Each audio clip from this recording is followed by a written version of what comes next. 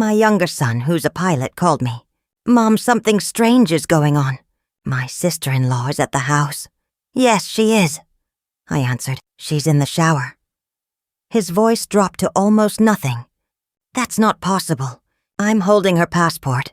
She just boarded my flight to France." Right then, I heard footsteps behind me. "I'm glad you're home."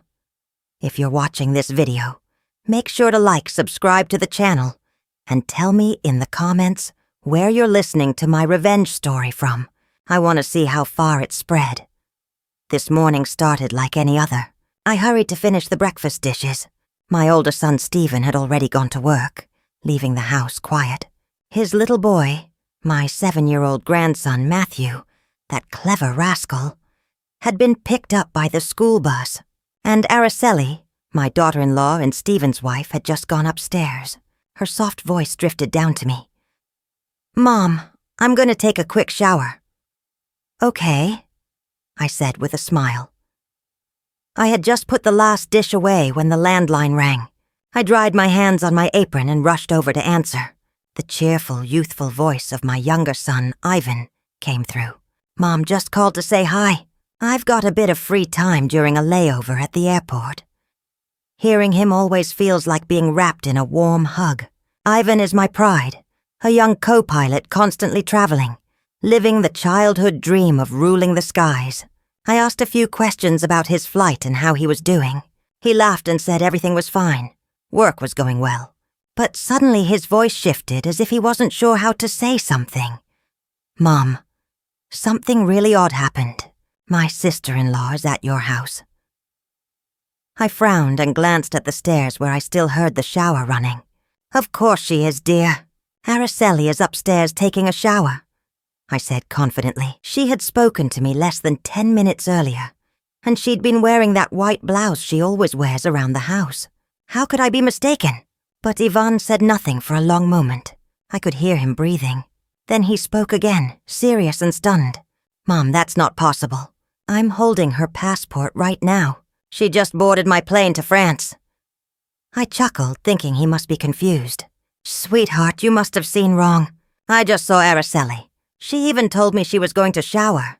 I tried to keep my tone steady to reassure him, but he didn't laugh or respond the way he usually does. Slowly, as if lining things up in his mind, he explained that after all the passengers boarded, he stepped out to grab some papers he'd forgotten and stumbled on a passport lying near the boarding gate. He thought about handing it to the airport staff, but when he opened it to check the name, he froze. The photo was Araceli's, her name printed clearly. There was no chance of confusion. My heart started pounding, though I tried to keep calm. "Are you sure, Ivan? Maybe the passport belongs to someone else," I said, already feeling a prick of unease. He sighed, his voice mixed with confusion and certainty. "Mom, I went down to the cabin to look. She's sitting in first class next to a man who looks rich and sophisticated. They were talking close, like a couple." His words cut through me. I stood there clutching the receiver, my head spinning. A couple? Impossible. I had just heard Araceli's voice upstairs in this very house. But then the shower stopped. I heard a door open, and Araceli called down the stairs, her voice soft but clear enough to startle me. "Mom, who is it?"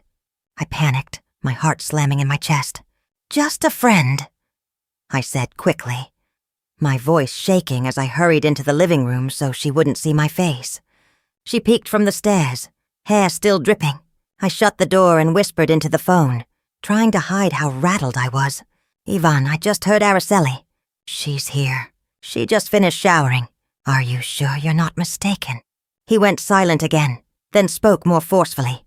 "Mom, it's not possible. She's right in front of me on this plane. I'm looking at her." I was stunned into silence, my mind wiped clean. I hung up with shaking hands, almost dropping the receiver. The living room suddenly felt stifling, even though the sun was shining outside. I dropped onto the couch, trying to breathe. But there was a weight on my chest and a question that wouldn't leave me alone. If Araceli was here, then who was the woman Ivan saw? And if the woman on the flight was truly her, who was in my house? Minutes later, Araceli came into the kitchen. She was now wearing a clean light blue dress, her hair still damp. She gave me the same sweet smile as always. "Mom, I'm going to the market early today. Do you want me to bring you any vegetables or anything?" Her voice was gentle and familiar, like nothing strange had happened at all. I looked at her and tried to smile, though I felt like I was carrying a load of bricks. "Yes, dear. Bring some tomatoes, please," I said, my throat dry. Araceli nodded, grabbed her wicker basket, and left the house. I watched her disappear beyond the gate, my soul in turmoil. I couldn't believe Ivan was lying. He had no reason to make something like this up. He'd always been an honest, sensitive, loving son. But Araceli, the daughter-in-law I'd lived with for so many years, had also been standing there in front of me. Undeniable. I asked myself, could something be going on right under my nose? Is there some secret in this house that I, an old woman, have never noticed? I sat quietly in the living room as the midday sunlight slipped through the curtains, drawing faint lines across the tiled floor, the old armchair where I usually sit to knit or read stories to. Matthew felt heavier in my arms than usual. Ivan's call kept replaying in my mind nonstop. Every sentence he spoke kept pounding against my chest like a hammer. I glanced around the living room at the family photos on the walls. Stephen and Araceli on their wedding day, baby Matthew as a newborn, and Ivan beaming with pride the day he first wore his pilot uniform. All those memories now seemed foggy, as if they were wrapped in a layer of doubt. My name is Stella Brooks. I'm a 65-year-old widow who lives in a calm, middle-class neighborhood in Phoenix, Arizona. My husband, Raphael, died a decade ago and left me with the two boys I love more than anything. Stephen, the eldest, is a dedicated architect, always buried in his designs and projects. Ivan, the youngest, made me proud by turning his dream of becoming a pilot into reality. My days revolve around Stephen's little family. My daughter-in-law, Araceli, my grandson, Matthew, and the quiet routine in this home. Araceli always seemed like the ideal daughter-in-law to me.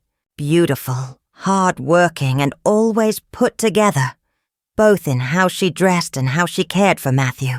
I still think about their wedding. It was held in her parents' yard, a big celebration.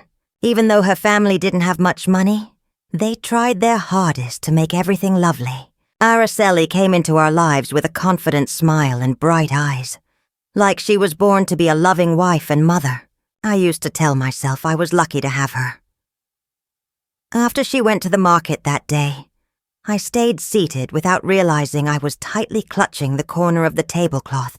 Ivan's call made me go back over small things I used to ignore. Some days, Araceli would leave saying she was going to the market or meeting a friend. But when she returned, she didn't seem like the same person. One day she'd be sweet, hugging Matthew and singing to him at bedtime. Other times, she was irritable and would snap at me just because I forgot to put the salt shaker back. I always assumed she was just moody like many young women, but now I wasn't so convinced. My heart felt twisted, as if someone was tampering with all the memories I had guarded for so long. I remembered something from a few months back. Araceli wrote out the grocery list with her right hand, neat and straight. The very next day, I saw her writing with her left hand, the letters more shaky and rounded, as if it wasn't natural for her. I asked, "Since when do you use your other hand to write, dear?" She laughed and quickly answered, "Oh, just for fun, Mom. I'm practicing." I nodded and didn't think more about it, but now that moment was like a needle stuck in my thoughts. I was lost in my head when the door opened. Matthew came running in, his backpack bouncing behind him. He hugged me tightly and chirped, "Grandma, the teacher praised me today because I drew so well." I patted his head and tried to smile, even though the heaviness in my chest hadn't moved. He sat down and took out his notebook to show me. "Grandma, look. Yesterday my mom helped me with my homework with her right hand, and her writing was so nice. But today she used her left hand and it looked worse." He pointed to 2 pages, one neatly written, the other messy. I stared at the handwriting and felt a drop in my stomach. "Your mom was probably busy today, sweetheart. Maybe she was tired. That's why it looks different," I said, trying not to show how uneasy I was. But Matthew looked up at me with those innocent eyes and said, "Grandma, my mom is strange. Some days she hugs me so tight, and other days she doesn't even look at me." His words were another cut to my heart. I held him close to soothe him, but inside everything was turning into a confusing knot. Right then the doorbell rang. I stood up, opened the door, and saw Mrs. Collins, my kind neighbor, holding the plate Araceli had taken to her the day before. She smiled warmly, but I could see curiosity in her expression. "Stella, your daughter-in-law is very sweet, but yesterday I noticed she handed me the plate with her left hand. And you told me she's right-handed, didn't you? Odd. Or maybe she uses both." I forced a smile and said, "Maybe so, Helen. Would you like to come in for tea?" She agreed and stepped inside, but her remarks stuck inside me like a splinter. It wasn't just me.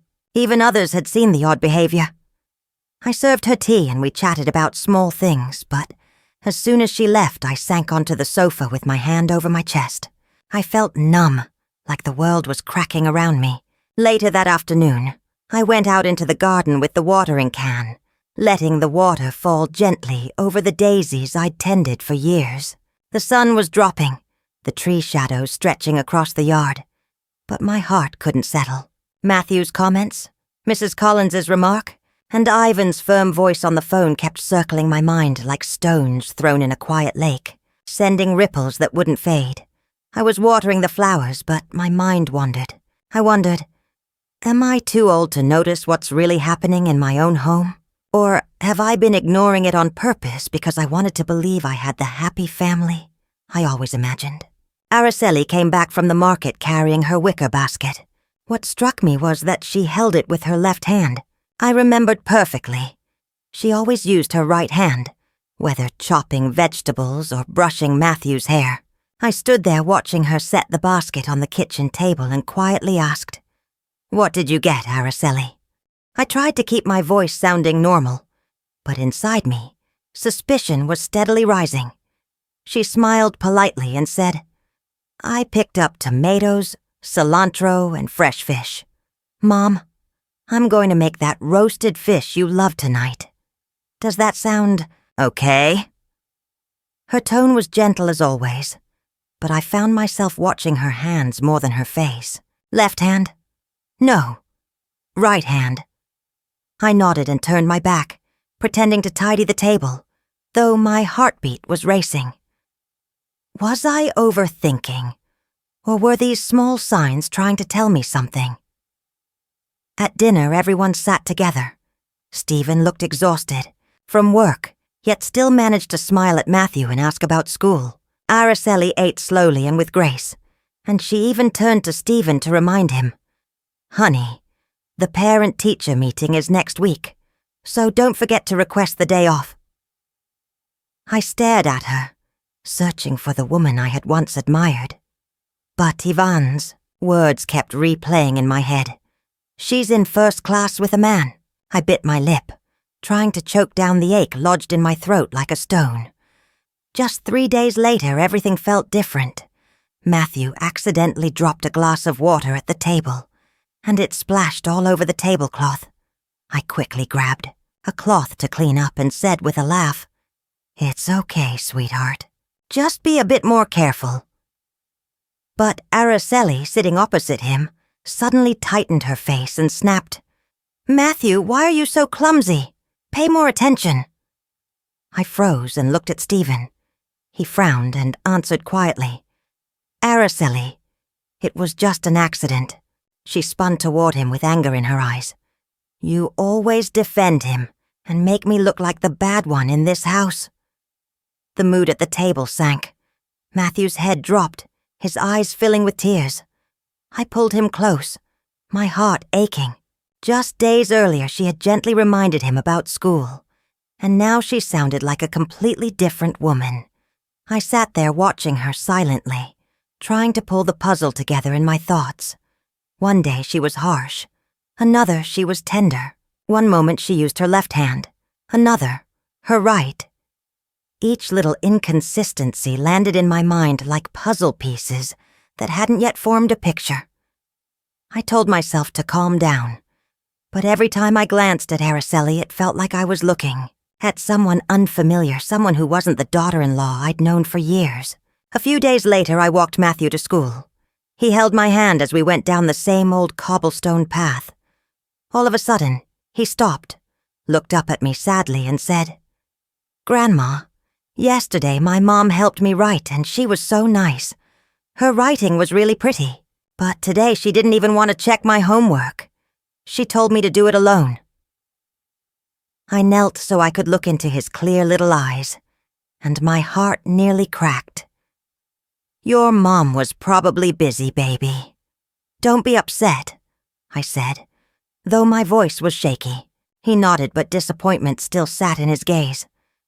I hugged him tightly, overcome by a wave of helplessness. He was only 7. How could he make sense of something I couldn't even explain to myself? That evening at dinner again, Araceli suddenly pulled out a small notebook from her bag and started writing in it with her left hand. Stephen, who was dishing out food, chuckled. "Hey, since when do you write with your left hand? It looks funny." Araceli froze and smiled awkwardly.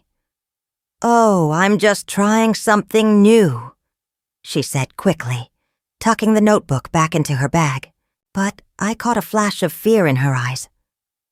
Stephen shook his head and let it go, but I could tell he had also sensed something off. I stayed seated, gripping my spoon, keeping a neutral expression while my doubts smoldered inside me. One morning, I picked up an empty spice jar and walked across the same cobbled street to Mrs. Collins' house. Araceli had borrowed it a few weeks earlier, saying she needed it to make that spicy chili she loved.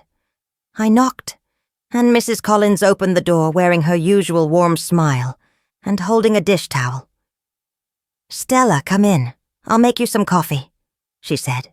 I handed her the jar, planning to thank her and head back, but she led me to a wooden chair in her kitchen. The air was cozy, and the scent of fresh coffee lingered, but I couldn't settle my nerves. Mrs. Collins glanced at me with uncertainty in her eyes and spoke more quietly. "Stella, please don't be upset by what I'm about to mention. Has your daughter-in-law been acting differently? Some days she greets me so warmly, and even asks about my children, but yesterday she walked past, and when I waved, she acted like she'd never seen me in her life." Her comment dropped into my chest, like another stone disturbing already troubled waters. I forced a polite smile and said, "She must have been in a rush. Helen, you know how young people are." But inside, I was shaken. Mrs. Collins isn't one to speak carelessly. She's observant and sensitive. If even she noticed something off about Araceli, then my doubts weren't just inventions of my mind. I stayed a bit longer, sipped the coffee that had gone cold, then said goodbye, my heart feeling unbearably heavy. On the way home, I passed Mr. Johnson's bakery, where I always bought sweet rolls for Matthew. He was behind the counter and brightened when he saw me. "Mrs. Brooks, what can I pack up for the little guy today?" I asked for pastries, and then he asked, "You're Stephen's mother, right?" He went on, "Your daughter-in-law was here the other day. Such a pleasant woman. She even told me how good the bread was. But this morning she came in with a sour expression, bought what she needed and walked out without a thank you." My hand tightened around my purse strap. "She was probably just tired, Joe," I said, my voice shaking slightly. I thanked him quickly and left. His words cut into me like another blade, deepening the worry that kept spreading through my mind. Back at the house, I made tea and sat on the porch. A gentle breeze carried the smell of daisies across the yard. I watched the street Araceli usually took to the market. Soon I spotted her coming back with a shopping bag, but her greeting was flat. "Good afternoon, Mom." No trace of the cheerful smile she'd worn yesterday, while bragging about finding cheap cilantro. I nodded and quietly answered, "You're back already." Inside, though, I was studying her more carefully. The blouse she had on now was navy, not the white one she left in. I asked softly, "Why did you change your blouse?" She hesitated only briefly, then said, "I spilled something on it and had to switch." She gave me a small half-smile and hurried to the kitchen. I stayed seated with the teacup in my hands, my chest feeling crushed. What Mrs. Collins and Mr. Johnson had said, and the way Araceli spoke to me, pushed me past the point of ignoring the signs. That evening we all sat down to eat. Matthew was happily talking about school, but I noticed Araceli only nodded and didn't respond to him like she normally would. When Stephen asked, "Are you done so your mom can clear the plates?" Matthew suddenly looked at me and said sweetly, "Grandma, my mom didn't sing me to sleep last night. Yesterday she sang that song, Quito Lindo, the one you always sing, and it sounded so nice." I glanced at Araceli, who was serving herself without reacting, but Matthew's words pierced me. That lullaby, Cielito Lindo, the same one I had sung to Stephen and Yvonne, was known only by me and Araceli in our home. Why would she sing it one night and not the next? Why the sudden change? I got up to collect the dishes, but my thoughts were drifting elsewhere. I remembered the days she'd go out saying she was visiting a friend, then come home with an odd expression. One time she brought fresh flowers saying a friend gave them to her. Another time she bristled when I gently asked, "Where were you that you got home so late?" I used to brush these things off, but now they felt like pieces of a much bigger secret. I didn't want to accept that Araceli might be hiding something from me. Yet every sentence and movement of hers fed my doubts. That night, after wiping down the kitchen, I sat at the dining table and pulled an old notebook from a drawer. My hand trembled as I wrote the first entry. 3 sur p.m. Araceli leaves for the market. 6 Vlad p.m. Returns wearing a blue blouse. Irritable. I didn't fully understand why I was doing it, but I knew I couldn't keep pretending nothing was wrong. I continued writing. Yesterday, she sang kindly to Matthew before bed. Today, she was distant and silent. Each line I wrote felt heavy, as if carving my fears into existence. Soon the notebook was full of notes about her behavior. Every sentence captured another shard of suspicion, like painting a portrait I wasn't ready to face. I sat in the kitchen staring at the pages with a heart weighed down. These thoughts were crashing over me like waves, rising and falling, leaving me alone in bewilderment. I couldn't keep it all bottled up. I needed someone to confide in, someone who wouldn't dismiss me or jump to hasty conclusions. Carol came immediately to mind. My lifelong friend, the one I used to sit with under a tree while we knitted and shared our lives. I picked up the phone, my voice shaking. "Carol, are you free this afternoon? Let's meet at the cafe on the corner. I need to talk." She agreed without hesitation, her voice warm as always. "Stella, I knew something was off. Hold on for me. I'm coming." I felt a touch of relief, though the heaviness still lingered. I put on my old shawl and left for the little cafe where Carol and I had lived, through so many joys and sorrows together. Everything was the same, the dark wooden tables and the rich smell of fresh coffee. I chose a dim corner table so our conversation would stay private. I sat there hugging the hot cup, but my insides felt frozen. I wondered how I would explain all of this to her, how I could bring myself to admit I was questioning my own daughter-in-law. Carol arrived wearing a light sweater and carrying fresh vegetables. She sat and met my eyes with that sharp but caring stare.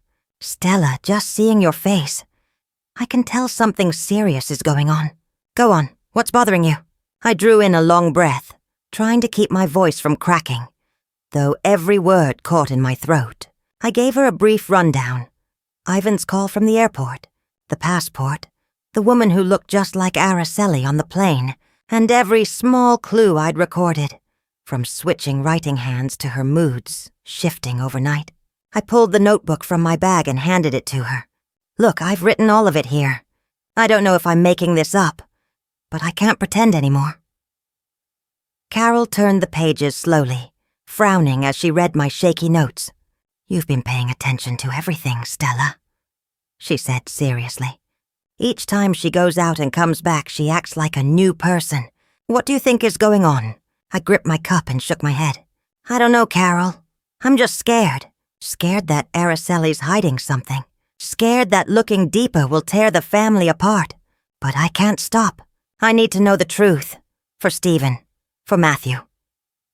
Carol set her cup down and looked at me with resolve. You can't fool another woman easily, Stella. What does your instinct tell you?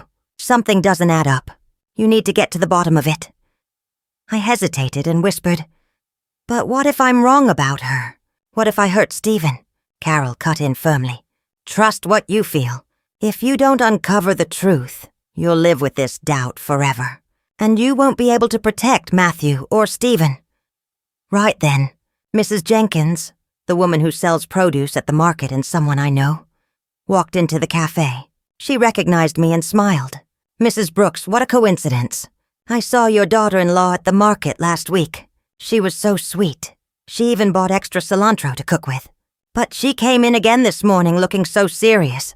She didn't greet me at all, just grabbed her vegetables and left. Is something wrong with her?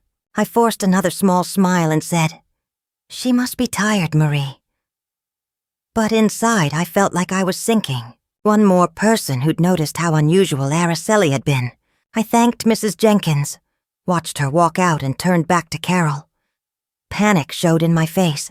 Carol took my hand, and her voice gentled. See, Stella, it's not just in your head. Even the neighbors notice. Stop lying to yourself. Keep writing everything down, and if it comes to it, you're going to have to follow her. Not to harm her, but to protect your family. I nodded, though my heart sank. Carol was right, but the thought of trailing my own daughter-in-law felt like betraying everything I'd ever stood for. I had spent my life taking care of this house, and now I was about to do something I never imagined. Investigate someone from within my own family. That afternoon I came home still dazed. Araceli walked out with her usual red basket. Mom, I'm going to the market for a while, she said gently. I nodded, but the moment she vanished behind the gate, I opened my notebook and wrote, 3:00 p.m. Araceli leaves for the market with the red basket. Normal mood. I kept checking the clock, counting the minutes one by one. At 6, she returned. But now she was carrying a blue basket. Shocked, I asked, Did you change baskets? She smiled quickly. Yes, the other one broke and a friend lent me this one. I nodded, though my hands trembled as I wrote. Returned 6:00 p.m., carrying blue basket. Voice a bit rushed. The notes were building up fast. Each entry brought me closer to answers, and further from the image of the trusting, loving mother I'd always been. That weekend, Stephen left early for overtime, and Matthew was at a school activity, leaving the house quiet. Only Araceli and me. I was wiping down the dining table, trying to busy myself to push away the gnawing doubts. Then Araceli came downstairs in a light yellow floral dress, looking as bright as she had in her early married days. Mom, I'm going to the market for a while, she said softly. She picked up her usual wicker basket and left. I smiled back, but inside a voice whispered firmly, Follow her, Stella. Find out the truth. I acted without thinking. Grabbing my old shawl, I draped it over my head to conceal part of my face, and slipped out silently, keeping a safe distance behind her. The heat was intense, sweat running down my back, but I didn't care. I only wanted to see where she was really going. She walked briskly along the cobblestone road toward the market, but instead of turning right like always, she veered left into an alley behind a modest neighborhood. The houses were crammed together, paint peeling, tin roofs rusted. I slowed down, heart pounding, and hid behind bicycles leaning against a wall. She kept walking. She turned into a narrower passage where sunlight barely touched the ground. I crouched behind a mechanic's shop where a man was tightening screws on a tire. I saw her stop at an old wooden door, knock quietly, and slip inside. Then she was gone. I stood rooted to the spot, breath shallow, mind spinning. What was she doing here? This wasn't the market, and it wasn't any home she'd ever mentioned. I wanted to march over and pound on that door, demand answers. But my legs refused to move. Fear of the truth held me there. Afraid of what I might destroy, I turned and walked home, weighted down by unspoken questions. Each step felt heavier than the last. I had barely pushed open the gate when I froze. Araceli was in the kitchen chopping vegetables, wearing a white blouse. Nothing like the floral dress I'd just seen her in. She frowned and looked straight at me, her eyes cold and sharp. "Where did you go, Mom?" "You're just now getting back." I stood still, my mouth dry, unable to form a sound. Minutes earlier, I had seen her go into that alley in a yellow dress. How could she already be here? "And wearing different clothes?" I stuttered. I just went for a walk, that's all." She gave a brief nod and said nothing more, but her eyes sent a chill through my bones. I hurried upstairs, pretending to search for something, when really I just needed to escape her stare and calm the frantic beating of my heart. That night, I was sitting and knitting when Matthew burst into my room, cheeks flushed from playing outside. He threw his arms around my legs, sobbing. "Grandma," my mom yelled at me just because I dropped a pencil. "She wasn't like that yesterday. Yesterday, she was nice. She even hugged me." I pulled him into my lap and stroked his hair, though inside I felt like I was on fire. "She was tired, sweetheart. It's okay. Don't be sad," I murmured, but my voice quivered. He hid his face against my shoulder and whispered, "Grandma, I want the mom from yesterday." I hugged him tighter, my eyes stinging. His words cut deep, carving my suspicions even further. I couldn't sleep that night. I lay staring at the ceiling, eyes wide open. The scenes kept replaying. Araceli in the floral dress entering the alley. Araceli in a white blouse already in the kitchen. And Ivan's voice. "She's on my flight."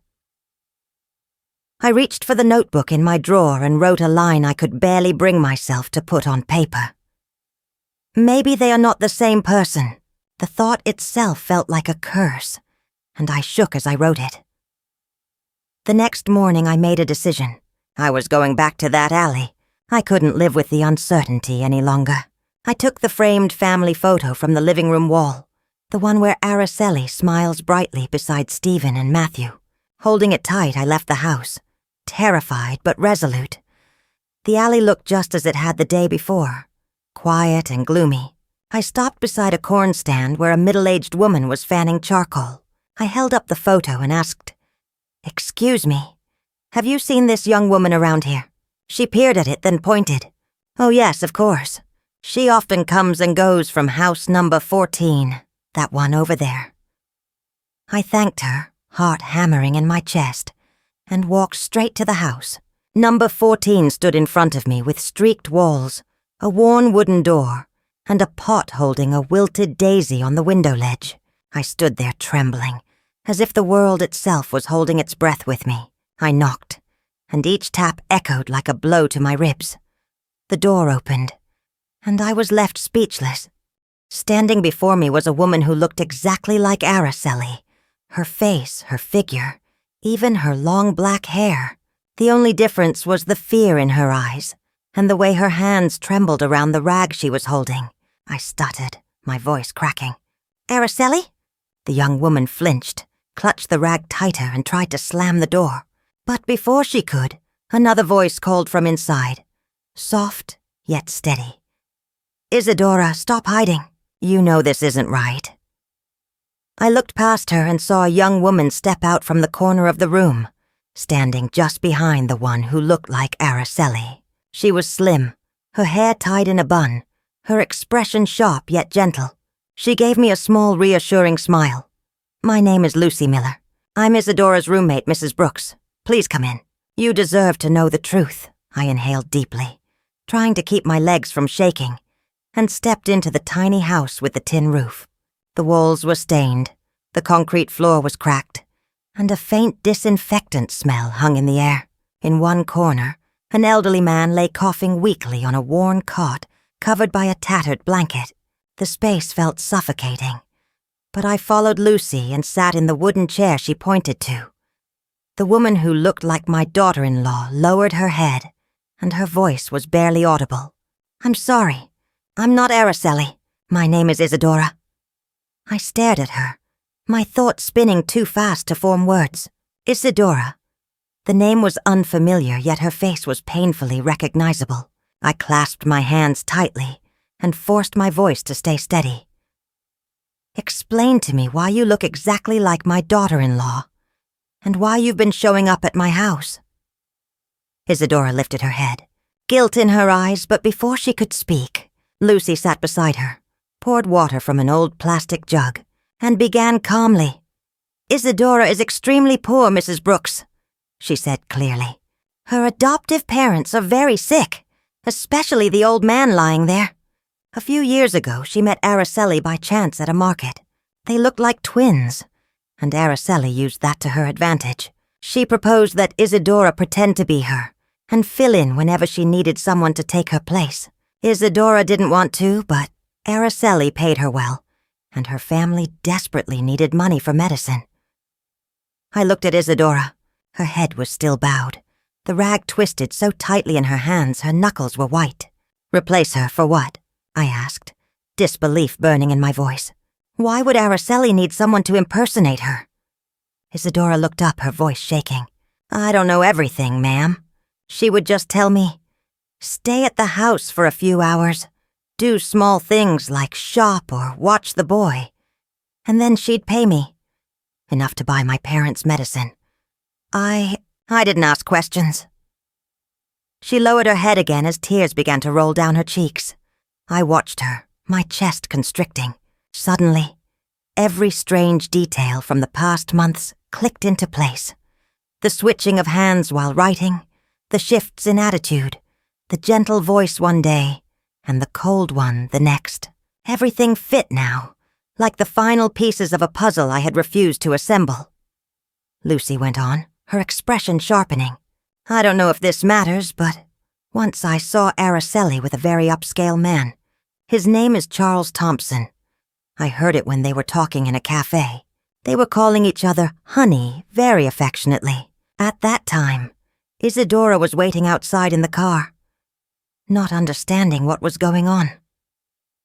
The name Charles Thompson cut through me like a blade. Ivan's words rushed back. "She's in first class sitting next to some rich man." The cramped room seemed to spin. I tried to keep control, but my hands shook so hard I knocked over the glass of water. Lucy rushed to wipe it, but I just shook my head, choking on the words.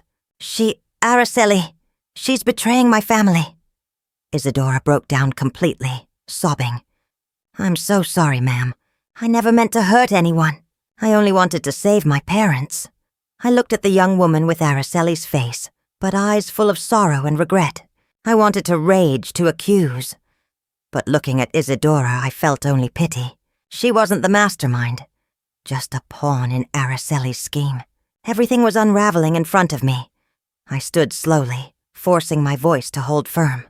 "Isadora, do you know where Araceli goes? Do you know what she does when she asks you to take her place?" Isadora shook her head as tears kept falling. "I don't know, ma'am. She just told me to do as she said, and that I'd be paid. I never dared to ask." Lucy placed a comforting hand on her shoulder, then turned to me. "Mrs. Brooks, I know this is painful, but Isadora has suffered too. She had no other option." I looked around the meager home, hearing the weak cough of the old man on the cot. I understood her desperation, but it didn't dull the sting of betrayal inside me. I clenched my fists to stop my tears. "I don't blame you, Isadora," I said quietly. "But I need the truth. I need to protect my son and grandson." I rose, feeling the world collapse around me. "Thank you, Lucy, for being honest. I'll return." I stepped outside. The sun was blinding, but my heart felt frozen. The next morning, I went back to that same narrow alley, haunted by the stained walls and the peeling door that had embedded itself in my mind. The sun was still blazing, yet something inside me felt frozen, like I carried a draft of unanswered questions. I knocked on the door of number 14, clutching the family photo as if it were a charm that could give me the strength to face reality. This time, Isadora didn't look as frightened. She opened the door with a timid but steadier expression and motioned for me to come inside. "Mrs. Brooks, I was expecting you. Please, enter." The house was still small, carrying that same disinfectant odor and the faint cough of the man resting on the cot. I sat down on the worn wooden chair and looked at Isadora. She wore a plain blouse, her hair pulled loosely into a bun. She seemed exhausted, but the fear had faded from her eyes. I inhaled deeply and spoke quietly. "Isadora, I want to meet your adoptive mother. I need to understand this better."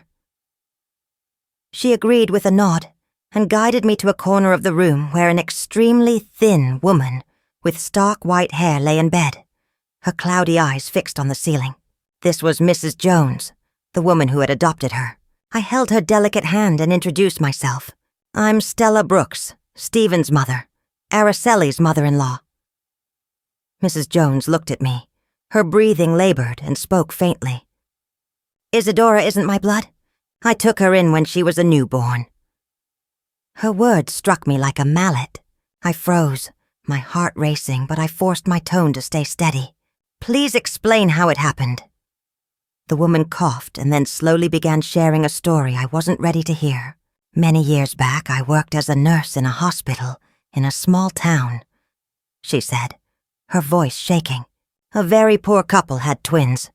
They were so destitute they couldn't care for both. The mother was weeping. She said she could only keep one, and the other would be abandoned. It shattered me. I couldn't let them abandon that baby. So I adopted her. That baby was Isadora." She paused for a long cough, then looked at her with deep affection. "I raised her as though she were mine. But I know she has always longed to find her true parents. I have nothing to offer her now but my love and this home." I sat there gripping the chair's edge, my thoughts spinning. "Do you know who her biological parents are?" I asked, my voice unsteady. Mrs. Jones shook her head. "All I know is they were a poor family from a nearby town. I never asked more. I simply wanted to save the child." I turned to Isadora and saw her with her head bowed, tears sliding down her cheeks.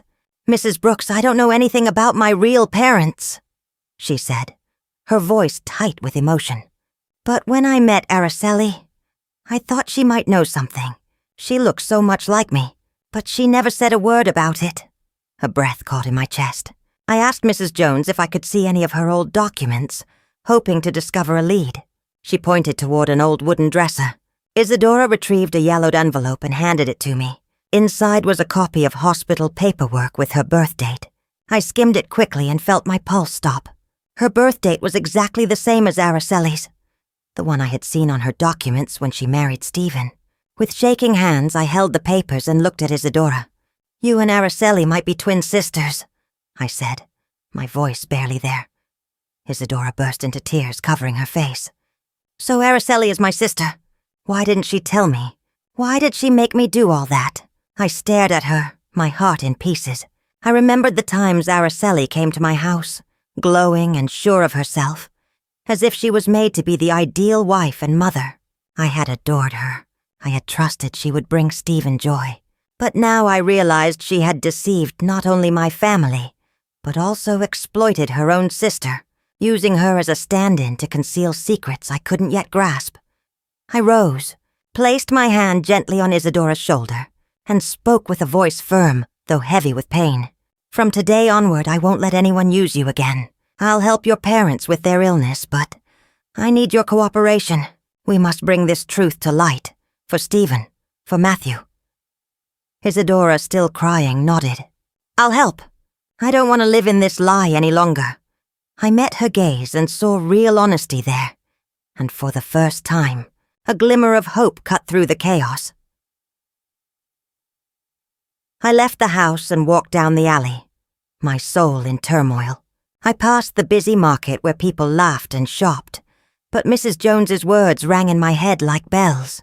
2 twins, one abandoned, the other raised. And now their lives had collided with my own family. When I arrived home, my spirit felt torn apart, like land battered after a storm. The truth about Araceli and Isadora, the secret of the twins, weighed on me like a boulder on my chest.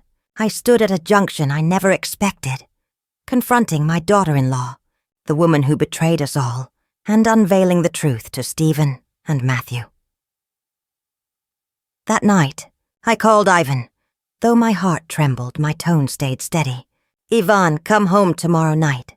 There are things you need to clear up." I heard the alarm in his voice. "Mom, did something serious happen?" I answered bluntly. Just come, sweetheart. I need you. And bring Araceli's electronic passport if you can. He didn't press me with questions. All right, Mom. I'll be there. I hung up and sat still, feeling as though the world was collapsing around me. I knew the following night would be one our family would never forget. The next morning I rose early and prepared a large family dinner. I spread a white tablecloth, lit candles, and cooked the chili Stephen loves and the roasted fish Matthew always asks for. I didn't plan the meal to celebrate, but to mark a turning point. While chopping vegetables in the kitchen, my thoughts drifted back to that dim alley and Isadora's voice. I reminded myself I had to stay strong, for Stephen, for Matthew. But each chop of the knife felt like a wound in my own chest. Stephen arrived at dusk, worn from work. Seeing the table prepared, he looked puzzled. What are we celebrating? Why so much food, Mom? I gave him a calm smile. I just wanted us all to have a nice dinner. Sit down, sweetheart. Araceli entered in her pale blue dress, wearing a soft smile with a trace of unease in her eyes. Matthew ran over and wrapped himself around my legs. Grandma, the fish smells so good. I brushed my hand over his head, a knot forming in my throat.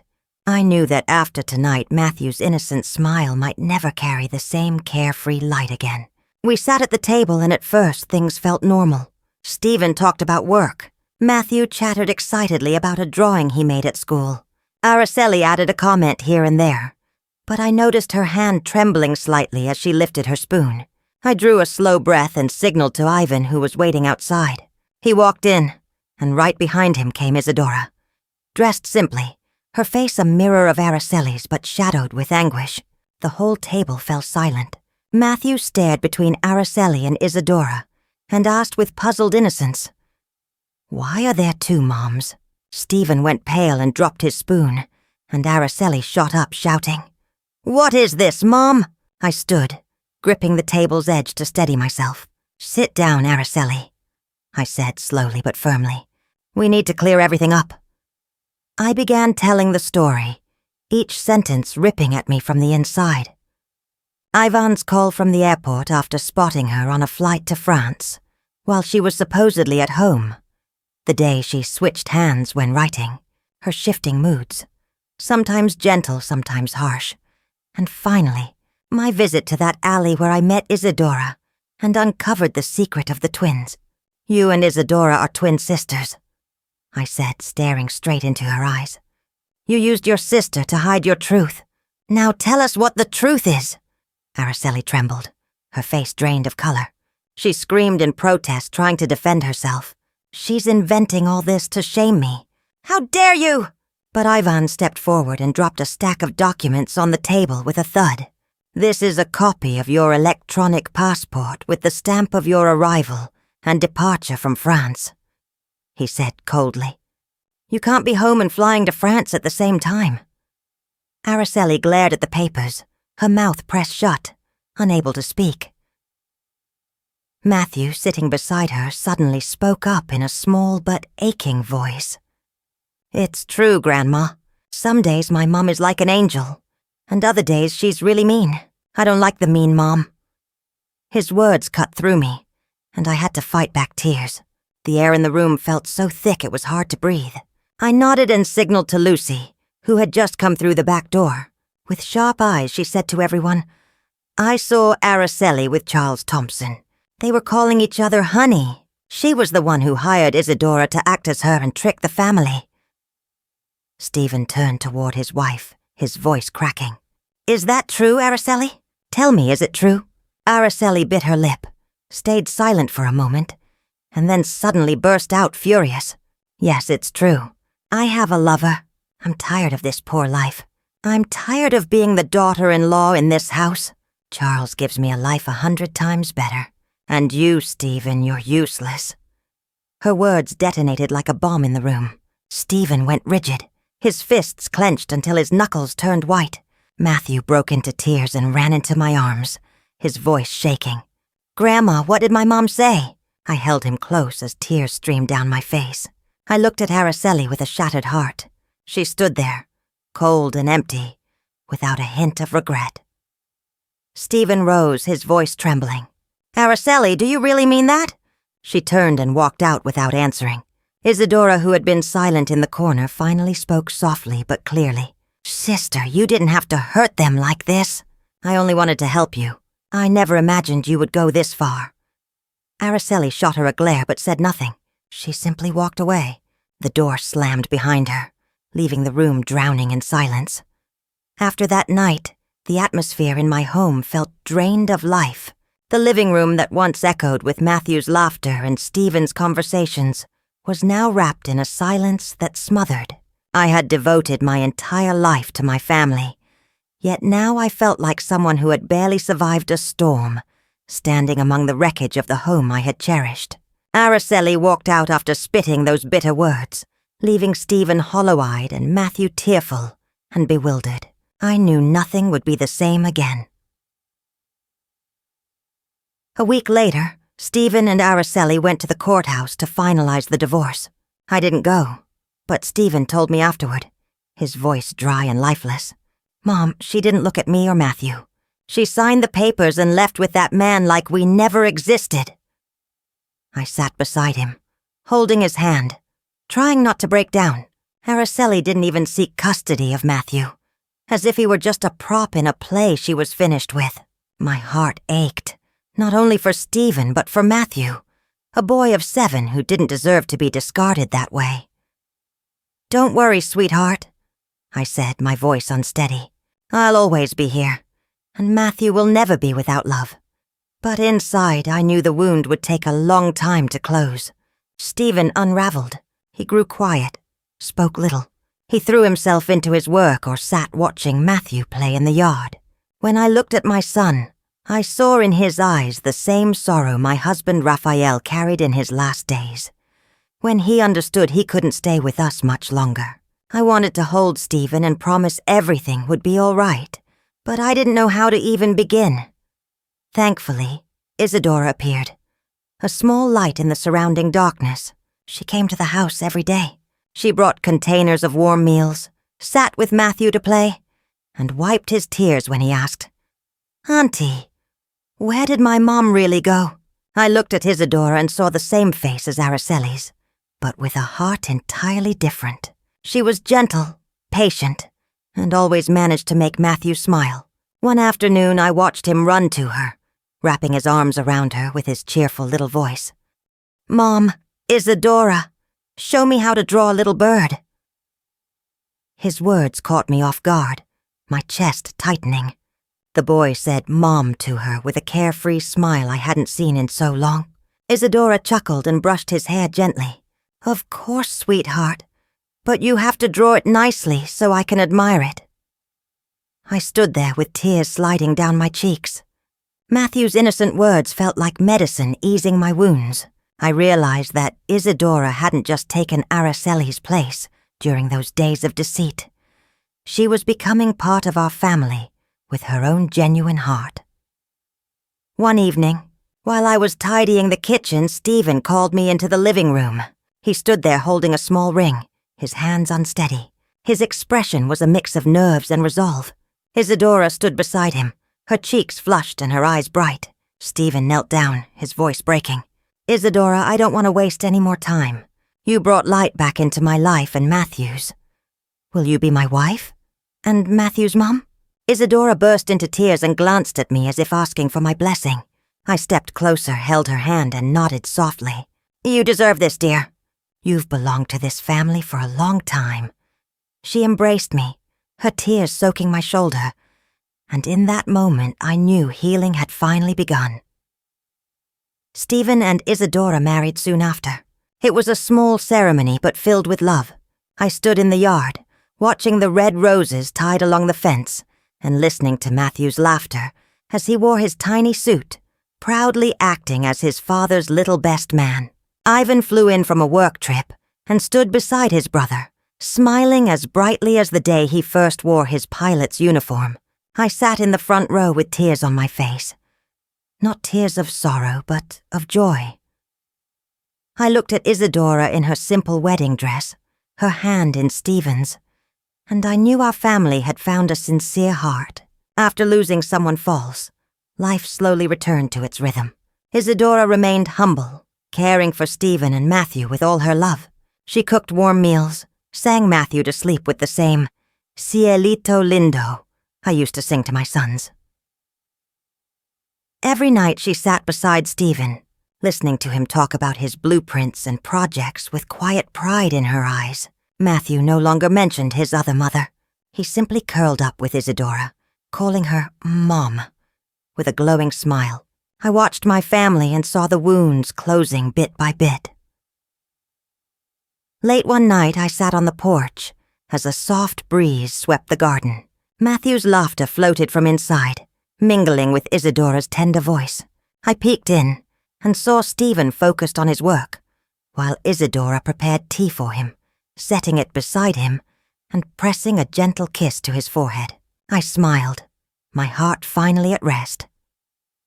I thought of the long journey, from my earliest suspicions, from Ivan's phone call to that dark alley where I uncovered the truth.